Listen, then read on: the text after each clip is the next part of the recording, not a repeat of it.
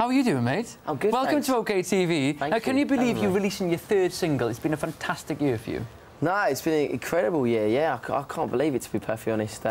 It's been really exciting. I've had lots going on, and, you know, to follow up with a third single, you know, in the new year has been great. And I've been doing actually so much. I just come back from a desert trek, and I'm doing all kinds of different things at the moment. So, yeah, no, I'm really, really chuffed the third single's coming out, and... OK. Well, we'll ask you about the trek in a minute. Yeah. I want to ask you about getting your kit off first. All because right, okay. when Straight to the get straight to the crux of the matter. Well, when Please Don't Let Me Go got to #1, you, of course, stripped off for Heat magazine. Yeah. How are you going to top that one this time?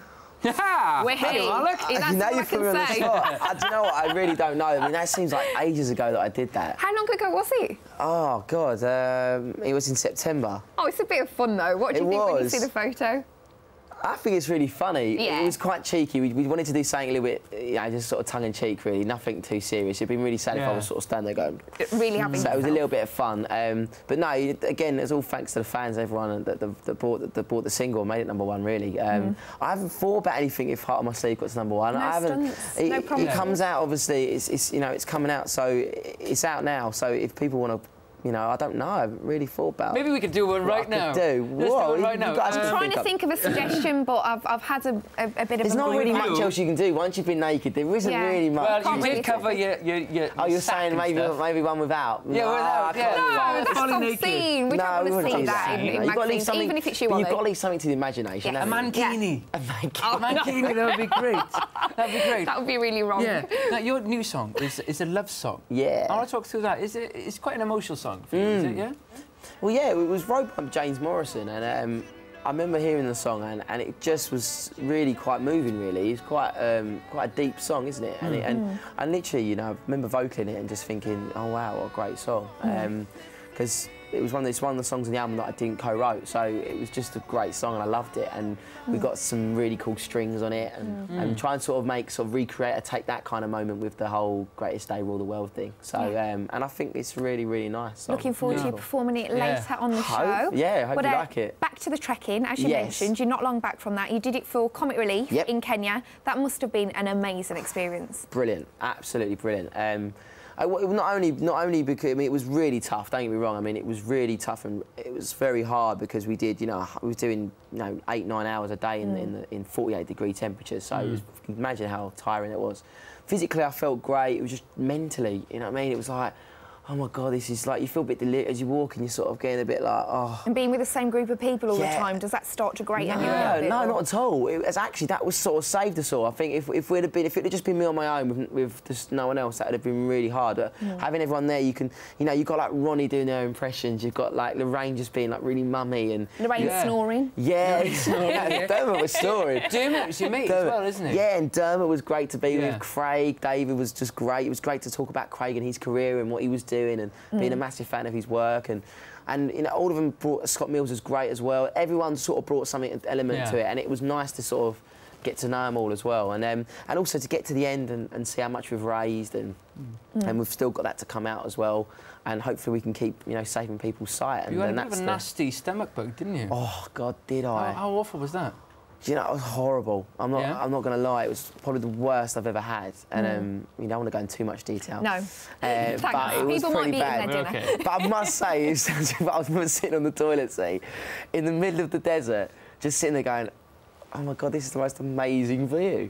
It was just incredible. Like, for the first time, in the middle of the night, pitch night, I'm struggling, I'm like almost crying, and all of a sudden I'm looking up and I can see the beautiful, and honestly, if you ever get a chance to, the sky was amazing, and then I can just feel like something crawled up my leg and it's like a... I don't think I could do something like that. I really don't think I could do something Then you like sort of click back and think, oh, I'm back. All right, oh my God, yeah, I better go to my tent. So. Yeah. And this time last year, you were on tour with the X Factor, and now you're just about to go on tour for your own headline tour.